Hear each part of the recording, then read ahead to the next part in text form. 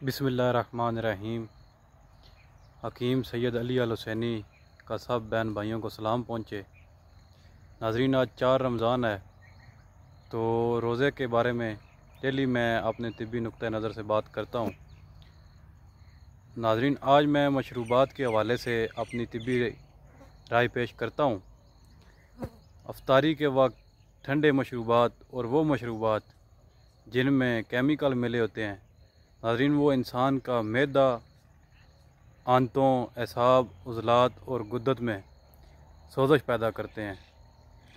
तो नाज़रीन, सबसे जो बेहतरीन है कुदरती जो शरबत है, शहद का शरबत है।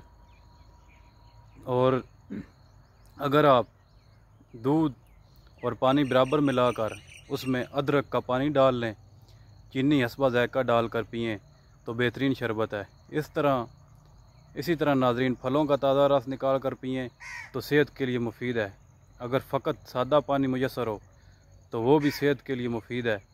मैं बहैसियत तबीब बर्फ़ या फ्रीज़र शुदा मशरूबात, बाज़ारी मशरूबात जैसे सोडा हो गया, कोक वगैरह, पैक शुदा फलों के रस और इनके इस्तेमाल की सिफारिश नहीं करता।